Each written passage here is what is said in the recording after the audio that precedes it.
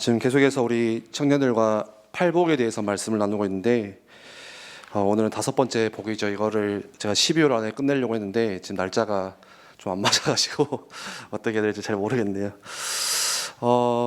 팔복은 예수님의 설교예요. 예수님이 사역을 시작하시면서 예수님이 처음 하신 설교 말씀이 산상수훈 팔복에 대한 말씀이죠.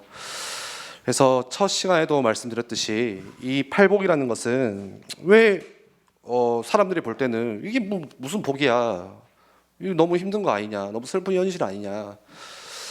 우리가 생각하는 이 복이라는 것은, 여러분들 복이 뭐예요? 한번 스스로 생각해 보세요. 저 사람 복 받은 사람이다, 나 복 있는 사람이다. 세상 사람들 다 복을 원하잖아요. 그래서 심지어는 그 복을 이렇게 한자로 이렇게 뒤집어 가지고 문에 붙여 놓는 집들도 많고 하는데, 여러분들 복이 뭐예요? 팔복은 그냥 일반적인 정상적인 사람이 볼 때는 복이 아니에요. 처음 시간에 말씀드렸듯이 마음이 상한 자, 뭐 온유한 자, 뭐 오늘 긍휼히 여기는 자, 심령이 가난한 게 복이 아니잖아요. 많은 게 복이잖아요. 근데 왜 예수님께서 처음 이 말씀을 하시냐면은 처음 우리 그 팔복에 대한 첫 시간에도 말씀드렸듯이 가치관의 변화를 말씀하시는 거예요. 하나님 나라의 가치관이 무엇이냐? 하나님을 떠나면서 이 세상을 살면서 온통 사람들이 가지고 있는 가치관, 다 세상 가치관, 틀린 가치관, 사단이 심겨주는 가치관, 그게 나 중심이고 물질 중심이고 성공 중심, 다 그거거든요. 모든 종교가 다 그 카테고리 안에 다 분류 안에 있어요. 그래서 그 가치관을 바꿔주고자 예수님께서 이 말씀을 하시는 거예요. 우리가 생각하는 가치라는 게 사실 그것마저도 부패된 거잖아요. 내가 뭔가 가치 있다고 여기는 이것마저도 사실 정말 틀린 게 많거든요. 내가 생각하는 가치가 아니라 하나님께서 말씀하시는 가치가 어떤 가치냐, 하나님께서 여기시는 가치라는 게 어떤 가치냐, 그거에 대해서 말씀을 주시는 거죠. 그래서 우리가 말씀을 들을 때 여러분들 마음에 감동이 오고 때로는 마음에 위로가 오면은 너무 좋아요. 사실 오늘 이번 주 너무 힘들었는데, 막 너무 피곤했는데 오늘 목사님 말씀 들으니까 막 마음에 위로가 오고, 그것도 중요하지만 사실 우리가 하나님의 가르침을 배워야 돼요. 예수님의 가르침을 배워야 돼요. 그래서 이 말씀을 통해서 하나님의 자녀다움이 무엇일까, 정말 그리스도인 다움이 무엇일까, 그 다움을 잃어버려서 세상에게 손가락질 당하고 기독교가 이렇게 무시당하고 살아가는데, 그 다움이 무엇인지 우리가 삶 가운데 그 그리스도인 다움, 하나님 자녀의 다움을 살아내려고 애쓰는 도전, 그게 정말 말씀 가운데 필요합니다. 그게 또 은혜입니다. 오늘은 그래서 5번째 복으로 긍휼히 여긴 자는 복이 나니 그들이 긍휼히 여김을 받을 것이며, 이렇게 말씀하죠. 여러분들 긍휼이 뭐예요? 긍휼이라는 것은 헬라어로 헤세드라고 이렇게 합니다. 헤세드 많이 들어보셨죠? 변함없는 하나님의 사랑, 변함이 없어요. 변함없는 하나님의 자비, 또 용서하시는 거예요. 또 이해해 주시는 거예요. 여러분들 사람은 변해요. 엄마들이 주로 많이 하는 말이 뭐예요? 야, 이번까지만. 내가 참다가 그 말은 뭐예요? 그 자비와 용서가 한계가 있다는 거예요, 사람들에게는. 근데 하나님에게는 변함이 없는 영원한 하나님의 자비, 또 하나님께서 자비를 베풀어 주시고, 그래서 이스라엘 백성을 보세요. 늘 죄를 지어요. 늘 우상 숭배를 해요. 늘 하나님과 멀리 떠나요. 그런데도 하나님은 또 용서하세요. 또 자비를 베푸세요. 그게 긍휼이에요. 긍휼. 변함없는 하나님의 동정, 하나님의 친절 베푸심.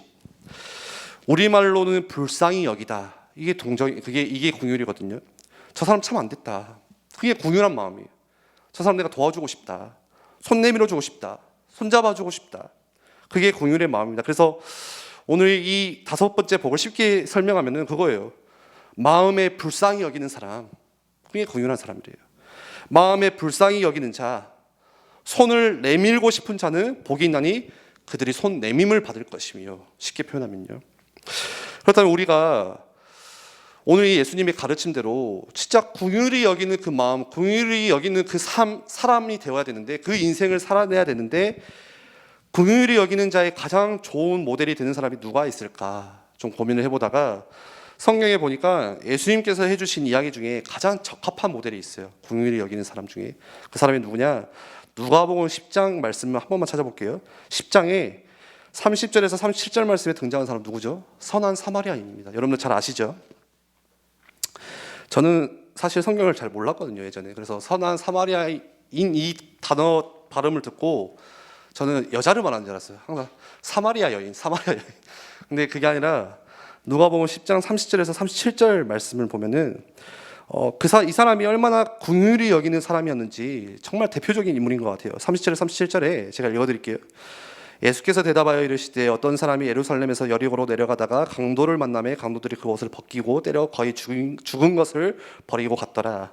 마침 한 제사장이 그 길로 내려가다가 그를 보고 피하여 지나가고 또 이와 같이 한 레위인도 그곳에 이르러 그를 보고 피하여 지나가되 어떤 사마리아 사람은 여행하는 중 거기 이르러 그를 보고 불쌍히 여겨. 이 긍휼이죠. 가까이 가서 기름과 포도주를 그 상처에 붓고 자기가 가진 걸로 가지고 상처를 싸매줍니다. 그리고 자기 짐승에 태워서 주막에 데려가서 돌보아 주니라. 이게 긍휼이거든요. 그 이튿날 그가 주막의 주인에게 데나리온 2를 내어주며 또 돈까지 줘요. 이르되 이 사람을 돌보아 주라 부탁도 하죠. 비용이 더 들면 내가 돌아올 때에 갚으리라 하였으니 내 생각에는 이 세 사람 중에 누가 강도 만난 자의 이웃이 되겠느냐. 이르되 자비를 베푼 자의 자니이다. 예수께서 이르시되 가서 너도 이와 같이 하라. 이스라엘 백성 유대 사람이요. 지금 이 말씀을 보니까 산을 건너다가 강도를 만났어요. 강도들을 만났어요. 그래서 완전 다 빼앗기고 다 완전 옷이 찢겨지고 거의 매맞았어요. 거의 죽은 사람이 다 됐어요. 그런데 그 뒤에 누가 지나가요? 그렇게 사람이 버려져 있는데 그때 마침 몇몇 사람이 지나가는데 첫 번째는 제사장이 지나가요. 그리고 뒤에 이어서 레위인이 지나가고 율법학자, 바리새인 이런 사람들이 지나갑니다. 그리고 지나가면서 멈춰서서 그 사람을 도와주지 않고 그냥 지나쳐갔다고 이야기를 해요. 피해갔대요, 그 사람을. 이 사람들은 오늘날 어떤 사람이죠? 예수 잘 믿는 종교 지도자들이죠. 예배를 인도하는 사람이고, 그리고 마지막에 지나간 사람이 선한 사마리아 사람. 그 사람은 멈춰서서 33절에 그를 보고 불쌍히 여겨. 그리고 누구의 도움을 주지도 않았는데 그 사람이 도움을 줍니다. 여러분들 이 사실은요 놀라운 일이에요. 정말 놀라운 사건입니다. 왜 그러냐면 지나간 사람 중에 가장 안 도와줬어야 되는 사람이 사마리아 사람이에요. 그러겠죠. 오히려 같은 동족이었던 같은 유대 사람이었던 레위 사람들, 율법학자들, 바리새인들, 종교 지도자들은 도움의 손길을 내밀었어야 됩니다. 그런데 하나님을 섬기는 사람마저, 예배를 인도하는 그 사람마저도 손을 내미지 않아요. 피해가요. 그런데 생뚱맞게 누가 손을 내밀어줘요? 지금 사마리아 사람이 손을 내밀어주고 도와주거든요. 여러분들 잘 알다시피 사마리아 사람들과 사마리아와 이스라엘 관계는요 정말 원수관계예요. 원수지간이었어요. 사마리아 사람들이 거의 피해자거든요. 맨날 무시당하고 상종도 안 하고 인간 취급 안 하고 오히려 동물 취급했던 사람들이었어요. 왜 그러냐면 저 사람들은 부정한 백성들이다. 하나님께 저주받은 사람들이다. 그래서 정통 유다파들이 그 사마리아 사람들을 하나님께 버림받은 부정한 사람, 더러운 사람, 이렇게 타협된 민족들, 여호와께 저주받은 악한 백성들, 그 이유는 사마리아 사람들이 이방 민족들 사이에서 피가 섞여서 태어난 사람이잖아요. 그러니까 이스라엘의 피를 가진 혼혈 민족이에요. 그러니까 정통 유다파들이 볼 때는 부정한 사람, 저주받은 사람, 하나님께 벌받은 민족들. 그래서 심지어는 그 사마리아 지역의 땅도 밟지 않았어요. 예루살렘을 가려면은 사마리아 지역을 관통해서 지나가야 되는데 어떻게 가죠? 일부러 돌아가요. 그 땅을 밟기도 싫어가지고 더럽다고 부정했기 때문에. 그러니까 사마리아 사람들의 입장에서는 너무 기분 나쁜 일이잖아요. 누가 나를 조금만 무시해도 우리 확 화가 나잖아요. 사람 취급도 안 해요. 오히려 피해요. 저주해요. 그러니까 이 사마리아 사람들의 입장에서는 그 이스라엘 백성들이 너무 싫은 거예요. 그냥 온통 종교 지도자들 제사장이라고 하면서 완전 위선적인 사람이다. 저 사람은 그렇게 바라보고 있거든요. 그런데 지금 강도를 누가 만났냐? 유대 사람이 만났어요. 이스라엘 사람이 만났어요. 그러면 사마리아 입장에서는 그 광경을 봤다면요, 여러분들 좋아했겠어요? 슬퍼했겠어요? 오히려 저라면 속 시원했을 것 같아요. 여러분들 우리가 일제강점기 때 얼마나 치욕과 그 수치심 당하니까 지금도 그게 남아있잖아요. 지금도 일본하고만 붙으면은 가위바위보도 이겨야 된다 그렇게 말할 정도로 그 복수심이 있잖아요. 이 사람들이 마치 그런 거거든요. 그런데 지금 원수가 매 맞아 누워 있는데 자기를 욕하고 저주했던 그 사람이 지금 강도를 만나서 죽어 있는데 사마리아 사람은요 그 사람을 피하지 않고 도와줍니다. 여러분, 긍휼을 베푼다는 것은요 모든 인간 관계성을 초월하는 거예요. 대상을 다 초월했다는 거예요.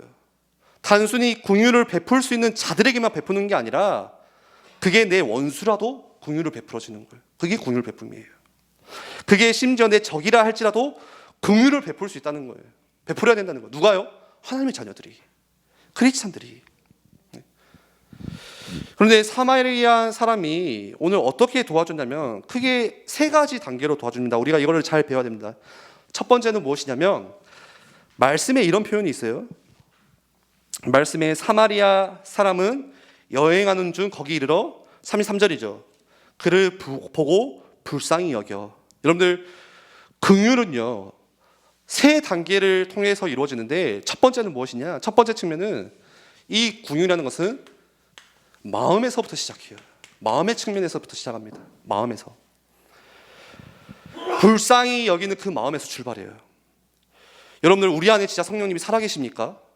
정말 주의 영이 내주하신다면은 우리는요 절대 고통당하는 자를 무시할 수 없어요. 반드시 마음에 불쌍히 여기게 돼요, 그 사람이. 그런데 중요한 것은 뭐냐?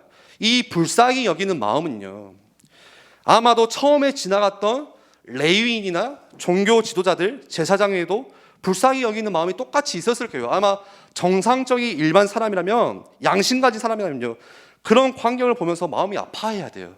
그렇죠? 그거는 그냥 일반 정상적인 거예요. 그런데 놀라운 것은 무엇이냐? 그냥 지나갔다는 거예요. 그런데 선한 사마리아 사람은 거기에 멈추지를 않고 그게 두 번째 단계로 옮겨가요. 34절에 가까이 가서 어떻게 하죠? 기름과 포도주를 그 상처에 붓고 싸매고 자기 짐승에 태워서 주막으로 데리고 가서 돌봐주니라. 여러분들, 긍휼을 베푼다는 것은요 마음에서 시작해서 뭐하고 연결되냐? 행함의 측면까지 같이 연결되는 게 긍휼 베품이에요. 긍휼을 베푸는 단계는 반드시 마음에서 시작해서 행동으로 반드시 옮겨져야 되는 거예요. 그래서 긍휼은요 명사가 아니라 사실 동사예요. 행함까지 이어지는 거예요. 야고보서 2장 17절 말씀 잘 아시죠? 뭐예요? 행함이 없는 믿음은 그 자체가 죽은 것이라. 성경은 행함이 없는 믿음을 죽은 믿음이라고 이야기합니다. 그렇다면 우리가 생각할 때 꼭 뭔가를 행함으로써 뭘 해야만 우리의 믿음이 증명되냐? 그건 아니에요. 그거는 행위적인 거죠. 그런데 내가 진짜 하나님을 정말 만나고 정말 하나님을 내 마음의 주인으로 모시고 내 속에서 성령께서 살아계시고 역사하시면은 그렇게 행하고자 하는 마음이 생겨난다는 거예요. 그 마음이 생기지가 않는다? 여러분들 구원받았는지 한번 생각해 보셔야 돼요. 진짜로 이거는. 그 마음은요 생겨나게 돼요. 성령이 내 안에 진짜 역사하신다면요 바뀌어가요.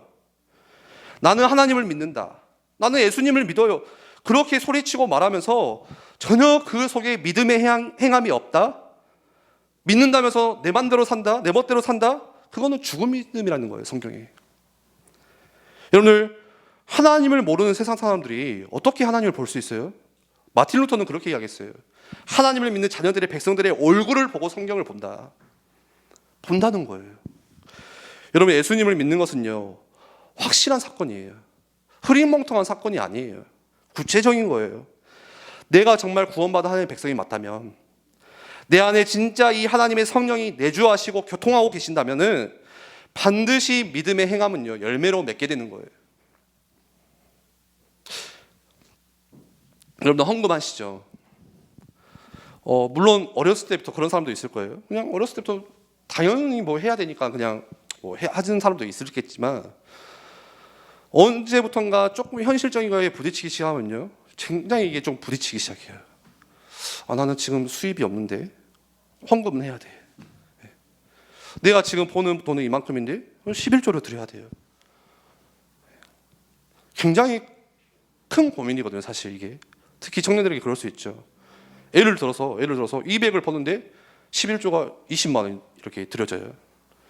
또 또 뭐 건축이고 성교고 이렇게 뭐 5만 원씩 뭐 드리든 거기서 또 뭐 세금 내고 하면 남는 돈이 없는 거예요. 굉장히 고민되는 거예요. 근데 여러분, 그거를 내가 막 해야지 했던 게 아니라 진짜 성령께서 내 안에 역사하시고 살아계신다면요, 정말 내가 구원받은 하나님의 백성이라면요, 그런 마음들이 생겨나게 돼요.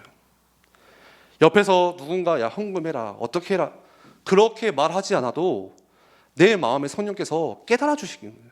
알려주세요. 지혜를 주세요. 행할 수 있는 그 마음들을 계속 주세요. 여러분들, 그게 선한 사마리아 사람의 삶이었어요. 마음으로 시작됐지만 어디로 옮겨졌어요? 행함으로 옮겨지는. 그런데 이 사마리아 사람의 행함이 얼마나 구체적이었냐면 어떻게 하죠? 지금 이 강도 맞는 사람을 데리고 부추겨서 어디로 데리고 가요? 주막으로 데리고 가요. 주막은 당시에 여러분들 술집이 아니라 투수가 할 수 있는 그런 여관이에요. 그리고 그곳에서 뭐예요? 그 사람은 돌봐줘요. 상처에 기름을 발라줘요. 치료의 작업들을 해줘요. 누구한테요? 원수한테요. 지금 이게 행함이라는 거예요. 여러분들, 행함은 하나하나 아주 자세하게 아주 세부적으로 일어날 수 있는 거예요. 오늘날 기독교가 왜 욕을 먹죠? 왜 교회들이 욕을 먹죠? 행함이 없어서 그래요. 하나님을 믿지 않는 사람들이 볼 때도 하나님을 안 믿는 사람들이 볼 때 야 그건 아니다 알려줘요. 야 하나님을 믿는 사람들이 그건 아닌 것 같아. 그 정도로 욕을 먹고 있어요. 왜요? 행함이 없어요. 말은 참 잘해요. 말은 많이 해요. 또 믿는 사람들끼리 또 모여서 뭐 공동체 모임들도 많이 가져요. 그런데 삶 가운데 뭐가 없냐? 행함이 없어요. 불신자를 볼 때 저게 불신자야, 저게 신자야. 저는 이 상처라고 해야 될지는 모르겠지만 이걸 예전에 당했었어요. 당했다고 하면 좀 그러겠죠. 이런 일을 겪었어요. 제가 군대에서 제가 착하지 않다는 걸 알잖아요. 잘 아시는 분들은 착하게 보이지만 착하지 않잖아요. 군대에서 제가 얼마나 제 속에 악이 가득한지를 제가 군대에서 원초적인 내 모습을 보게 됐어요. 얼마나 그 작은 이익과 손해를 계산하면서 어떻게든지 막 해보려고 하는 특히 그런 시기가 있잖아요. 좀 이렇게 중간에 꼈을 때. 한 후임이 그러더라고요. 나중에 이제 뭐 좀 편하게 이야기를 하는데 제가 그때는 군종이었어요. 심지어 군종 마크를 달고 있는데 저를 보고 교회를 가기 싫다는 거예요. 얼마나 하는 짓이 별로였으면, 얼마나 하는 게 저게 무슨 하나님이 자녀냐, 저게 무슨 교회야. 여러분들, 삶 가운데 행함이 없기 때문에, 삶 속에 이런 지금 긍휼이 없기 때문에 오늘날 수많은 크리스찬들이 세상으로부터 손가락질 당하고 있어요. 오히려 가르침을 당하고 있어요. 여러분들, 진짜 믿음 뭐예요? 여러분들이 생각하는 믿음은 뭘까요? 진짜 믿음은요, 성경에서는 손과 발이 같이 움직이는 게 진짜 믿음이래요. 마음만 따라가는 게 아니에요. 마음으로는 수백 번도 우리 결심해요. 나 교회에서 헌금할 거다, 나 교회 세울 거다, 나 나중에 랩넌트 세우는 중직자 될 거다. 마음으로는요, 세계복음화 여기 있는 사람들 다 할 수 있어요. 그런데 손과 발이 안 움직여요. 진짜 믿음은, 진짜 마음은 손과 발이 함께 움직이는 거예요. 그런데 이게 쉽지가 않아요. 너무 어려워요, 사실. 그래서 오직 주님의 은혜로만 가능해요. 그래서 우리가 날마다 하나님의 은혜를 구해야 되는 거예요. 성령의 역사를 구해야 되는 거예요. 여러분, 어떻게 기도하세요? 저는 예전에는 쓰임받게 해주세요, 하나님 세계복음화 하기 원합니다, 응답받게 해주세요 했는데 지금은 그런 대단한 기도가 아니라 하나님 그저 오늘 죄 짓지 않도록 해주세요. 하나님 오늘 이 믿음과 삶이 하나가 되게 해주세요. 긍휼한 마음을 주세요. 제가 오늘 앞에 서서 하나님의 말씀을 심부름했던 그 말씀과 삶이 일치되는 그 삶을 살도록 하나님의 은혜를 주세요. 예전에 이찬송 목사님이 그 기도를 하시는 거 보고 진짜 마음에 저는 큰 도전이 있었거든요. 그전에는 하나님이 서밋이 되어서 막 지역을 살리고 전혀 손과 발은 안 움직이면서 하나님 제가 어떤 목사가 되어서 영적인 부흥을 일으키고 랩런트들이 일으켜 세우고, 이찬송 목사님은 그렇게 기도하신다고 하더라고요. 자기는 그런 기도가 너무 싫대요. 어차피 그렇게 되면 또 교만해지니까, 사람은 변질되니까. 오늘 그저 하루 하나님이 주신 그 하루에 자족하면서 죄 짓지 않도록, 오늘 그저 하루 살면서 우리 성도님들이 그 목사님의 삶을 볼 때 시험 들지 않도록, 제가 흠 보이지 않도록, 사단의 이 마음이 틈타지 않도록 오늘 하루 내가 하나님의 은혜 구하고 하나님을 예배하고. 제가 그 원로 목사님을 뭐 가까이서 보고 모신 것은 아니거든요. 워낙 어렸을 때여서. 근데 원로 목사님에 대한 기억 중에 예전에도 제가 그 친구랑 그 이야기했는데 설교가 참 지루하다. 죄송하지만 혹시 들어보신 분들은 혹시 기억하세요? 원로 목사님 설교? 목소리만 기억나잖아요. 네. 반복해서 말씀 주셨던 그런 성구만 기억났는데, 죄송하지만 정말 설교가 지루하다 그런 생각들이 있었어요. 어렸을 때 정말 막 목사님 설교하면 잠이 오고. 그런데 이상하죠. 교회가 성장해요. 설교가 지루한데 성도들의 삶이 바뀌어요. 장로들이 교회를 사랑해요. 말씀을 듣고 은혜 받고 눈물 흘리고 회개해요. 심지어 저희 아버지도 그때 교회를 안 다니셨거든요. 근데 원로 목사님은 너무 좋아하시는 거예요. 그 이유가 무엇인가 하고 보니까 목사님의 설교에는요, 삶이 묻어나 있어요. 긍휼의 마음이 함께 묻어 있어요. 영혼을 향한 사랑, 이웃을 향한 사랑, 한 영혼이라도 귀하게 여기는 그 마음, 여기 앉아있는 한 명 한 명이 정말 하나님의 사랑을 알았으면 좋겠다는 그 열정, 그 마음으로 말씀을 전하기 시작하니까 그게 전달이 되어지는 거더라고요. 이게 행함이 있는 믿음의 능력이에요. 저도 그것을 본받고자 정말 기도하거든요. 여러분, 어떤 설교가 은혜가 돼요? 말 잘하는 설교 절대 그렇지 않아요. 삶이 묻어있는 설교에 능력이 있어요. 삶이 묻어있는 강의의 능력이 있고, 삶이 묻어져 있는 포럼의 능력이 있어요. 오늘 이 선한 사마리아처럼 살아가는 그 자가 설교할 때 설교에 파워가 실리는 거예요. 긍휼 베품은 마음의 측면과 반드시 행함의 측면이 같이 가야 됩니다. 그리고 오늘 이 사마리아 사람은 세 번째 단계로 여기에 멈추지 않고 마지막 세 번째 단계가 있어요. 이런 표현이 있어요. 지금 돌봐줬는데 이 사람이 어디 급히 가야 돼요. 그래서 주막 주인에게 뭘 줘요? 데나리온 둘을 내어주며 돈을 줘요. 그러면서 뭐라고 해요? 자기가 돌아올 때까지 이 친구를 조금 책임져 주십시오. 35절에. 여러분들, 긍휼의 베품은 마음의 측면과 행함의 측면과 또 뭐까지 가야 되냐? 이 희생까지 같이 가는 거예요. 희생의 측면까지. 그게 긍휼 베품이에요. 그러니까 자기 주머니를 털어서, 자기 물질을 털어서 그 사람을 돕겠다는 거예요. 내가 돌아오겠다고 하기까지 그 사람을 보려고 돌아오는 거예요. 이게 긍휼 베품이거든요. 끝까지 책임지고 희생하는 거. 예수님은 오늘 이 긍휼이 복이라고 말씀하세요. 많이 힘들죠. 나도 가진 게 없는데 어떻게 내가 베푸냐. 나 먹고 살 돈도 없는데 어떻게 내가 그런 걸 행할 수 있냐. 내 시간도 아까운데 어떻게 시간을 내가 희생하냐. 그런데 오늘 예수님은요, 하나님을 믿는 사람은 이렇게 사는 게 복이라고 말씀하세요. 가치관의 변화. 여러분들, 예수님을 믿는 사람은요, 이 희생이 키포인트예요. 내가 가는 곳마다 여러분들 열매를 보고 싶으세요? 여러분들 주변의 사람들이 정말 살아났으면 좋겠어요. 여러분들의 직장 동료들이 진짜 예수님을 믿고 정말 구원받았으면 좋겠어요. 그러면 우리가 뭐 해야 되냐? 희생해야 돼요. 여러분들, 희생은 기독교 사역의 본질적인 원리예요. 희생이에요. 여러분들, 우리가 내가 무엇 때문에 살게 됐어요? 십자가 때문에 살게 됐어요. 기억하시죠? 십자가를. 십자가는 어떤 장소예요? 십자가는 희생의 장소예요. 예수님이 나를 위해서 죽으셨기 때문에 누가 살게 된 거예요? 우리가 살게 된 거예요. 죄를 지은 건 나예요. 죄값을 치르신 분은 예수님이세요. 그 희생이기 때문에 우리가 살게 된 거예요. 여러분들, 그 십자가의 원리는 지금도 똑같아요. 동일해요. 우리가 죽어야 남이 살아나요.